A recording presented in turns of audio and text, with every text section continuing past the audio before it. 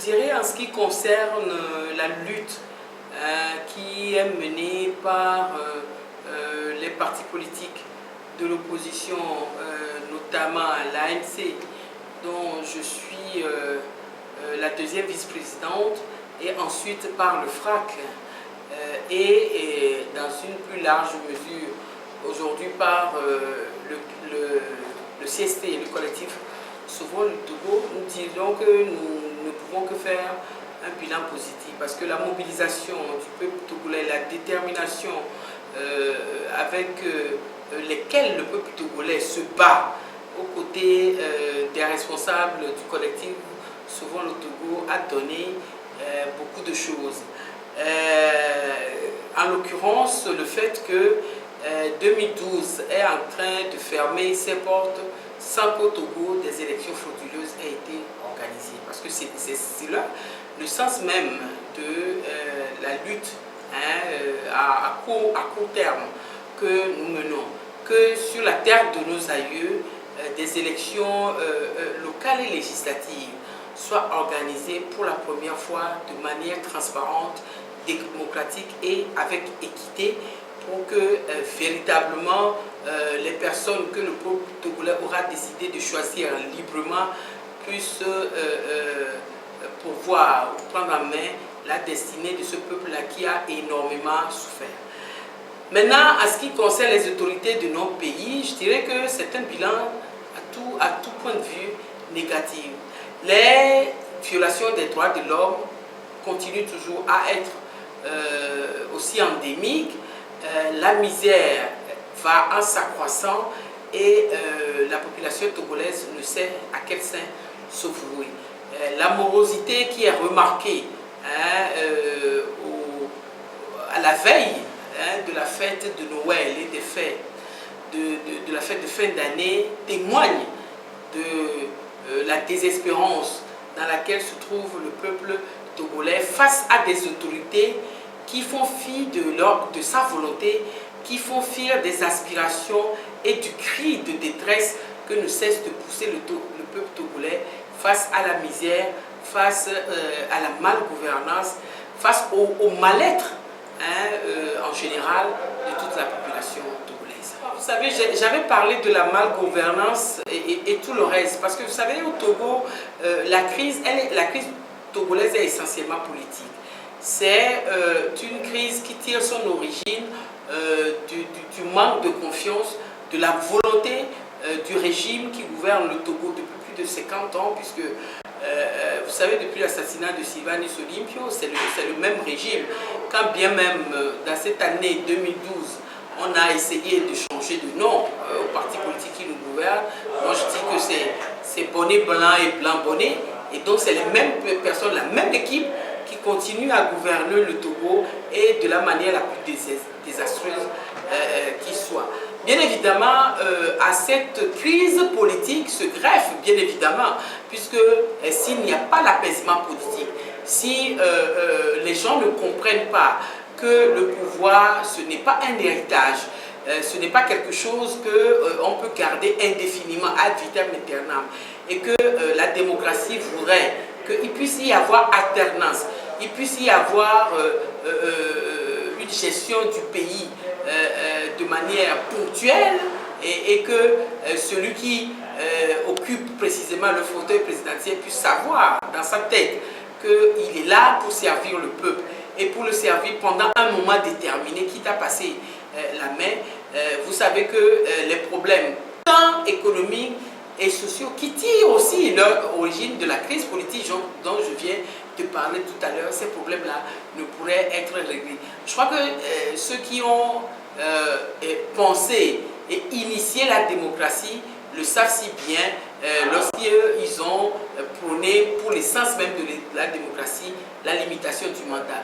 Le pouvoir, c'est quelque chose d'assez terrible, c'est quelque chose d'assez spécial qui ne mérite pas qu'on s'éternise beaucoup dans l'activité. Nous avons vu des rois, les comportements qu'ils ont eus et tout ça, qui proviennent du fait qu'ils sont restés trop longtemps au pouvoir. Les crises que nous traversons aujourd'hui en Afrique tirent leur origine aussi de cela. La Côte d'Ivoire, Houphouët-Boigny est resté au pouvoir pendant des années. Au Togo, Yadema est resté au pouvoir pendant près de 38 ans. Bon, son fils est en train de boucler le deuxième mandat de 10 ans et compte ne pas accepter la limitation du mandat présidentiel avec effet immédiat, ce qui veut dire qu'il lorgne encore vers deux nouveaux mandats ajoutés aux 10 ans qu'il a déjà fait. Ça fera 20 ans et vous verrez qu'au Togo, ce qui ne s'est jamais passé nulle part ailleurs qu'en Corée. En Corée, or vous savez que la Corée n'est pas un exemple, et donc un pays qui va être gouverné par la même famille pendant 60 ans, cela n'est pas possible. Et cela ne peut donner que des conséquences que le peuple togolais subit aujourd'hui, parce qu'à force de rester toujours au pouvoir, on perd les repères et on n'arrive même plus à savoir ce pourquoi on est là, qui est le service à rendre au peuple, non pas se rendre service soi-même, mais à rendre service au peuple qui normalement vous met là pour que vous puissiez diriger sa destinée. C'est le chef de l'État, M. Faure Gnassingbé lui-même, qui a fait ces remarques. Remarques que nous avons faites depuis toujours, au temps où même son père gouverner ce pays, de ce que les richesses de notre pays sont accaparées par une minorité au détriment de la grande majorité qui souffre, qui se démène dans une misère complètement endémique. Bon, ce qui est paradoxal, c'est que lui-même, les autorités de notre pays sont conscientes elles-mêmes de ce que c'est une minorité qui s'accapare les richesses du pays au détriment de la majorité et ne font rien pour cela. Et c'est pour ça que le collectif de Sauvons le Togo, le FRAC, l'ANC et aussi la coalition Arc-en-Ciel se battent pour qu'il y ait plus de justice, il y ait plus de justesse dans le partage des richesses de notre pays, le Togo, la terre de nos aïeux qui est notre bien commun, le seul bien qui nous appartient à nous tous les Togolais. Et donc, je ne peux avoir qu'un sentiment de désolation, qu'un sentiment même de mépris face à cela, parce qu'il n'est pas normal que nous puissions vivre sur cette terre-là où nous sommes pour un temps seulement et voir nos proches, voir notre voisin, voir nos frères et sœurs souffrir pendant que nous nous vautrons dans l'opulence sans que cela ne nous fasse quelque chose, cela ne nous dise quelque chose, cela ne nous interpelle, cela n'interpelle pas notre conscience. On ne peut avoir qu'un sentiment de révolte face à cette situation-là, et c'est ce sentiment-là qui nous pousse à nous battre pour que sur la terre de nos aïeux, enfin, arrive que les biens de ce pays-là profitent à tous les fils de ce pays. À l'endroit des autorités de notre pays, je voudrais leur rappeler que ce qui se passe au Togo, ou ce que nous vivons au Togo, n'est pas quelque chose de nouveau. D'autres pays l'ont fait. D'autres pays ont connu de mauvaises fortunes, bonnes fortunes, c'est selon dans leur marche vers la démocratie. Mais ce qui est sûr, c'est que ce que le peuple veut, on dirait, c'est Dieu qui le veut. Et lorsque la lutte est menée dans la vérité et pour la vérité, pour le bien-être du peuple togolais, cette lutte-là, elle est invincible. Et je n'en veux pour preuve que des dictateurs comme Ceausescu, Mobutu, Kadhafi, Staline, Lénine, Adolf Hitler et tout le reste, qui ont fait subir à leur peuple beaucoup de paix, je citerai également Papa Doc et Bébé Doc dans d'autres pays, et j'en passe encore, qui ont fait subir beaucoup de problèmes, beaucoup de malheurs à leur peuple, mais qui sont passés. Et dans ces pays-là, c'est le peuple qui a gagné. Quand bien même dans certains de ces pays-là, le peuple continue à lutter pour plus d'espace de démocratie, au moins ce qui est sûr, c'est que tous ici-bas, nous sommes des êtres qui passent et la vie ici-bas est éphémère. C'est ce que je voulais dire pour les autorités, pour qu'ils comprennent en fait qu'ils ont l'histoire retiendra ce qu'ils ont fait, de bien comme de mal, mais en ce qui concerne le mal, ils ont intérêt à tirer leçon des expériences passées, de ceux qui ont lutté contre leur propre peuple et de la fin qui leur était réservée.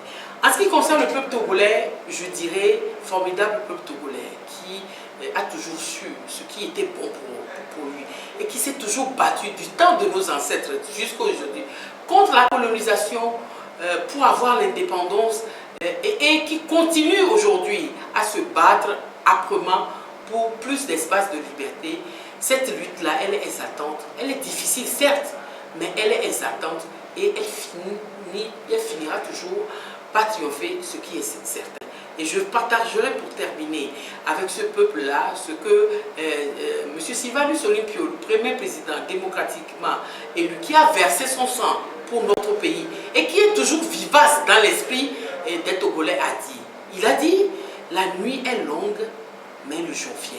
Et c'est une question de foi, je suis certaine que le jour viendra au Togo dans pas longtemps, j'en suis sûr. À la classe politique, mes compagnons de lutte du collectif Sauvons le Togo et de la coalition arc-en-ciel aussi, parce que aujourd'hui, c'est ces deux entités qui prennent le devant de la lutte démocratique face au régime qui nous a régenté pendant 50 ans. Je dirais beaucoup de courage et rappeler également que cette lutte-là, nous avons choisi de la mener nous-mêmes. Personne ne nous a obligés à prendre la décision de la mener. Nous avons vu les souffrances de notre peuple, nous avons senti avec notre peuple son malheur et nous avons décidé nous-mêmes, en tout état de cause, de nous sacrifier, de lutter. Eh bien, ce serment-là, parce qu'il faut l'appeler, ce sacerdoce-là, qui est un sacerdoce assez courageux de la part de tous les compagnons de lutte, je le souhaiterais pour 2013 encore plus déterminant, encore plus courageux et avec abnégation. Nous devons redoubler encore de détermination et de courage pour aller vers la victoire finale. Dans tous les cas, 2013 est une année de bénédiction pour le Togo et il n'y a pas de raison que nous ne trouvions pas solution aux problèmes du peuple togolais. Donc je les exhorte à encore plus de courage, plus d'abnégation, plus de justice, plus de vérité également et demander la bénédiction divine sur tout un chacun d'entre nous pour que Dieu nous donne encore le courage, l'intelligence et la sagesse qu'il avait donné à son temps au roi Salomon pour qu'il puisse diriger ce peuple-là. Nous donner à nous également, nous en avons besoin, cette intelligence et cette sagesse-là qui permettra de sauver le peuple togolais de tout son malheur.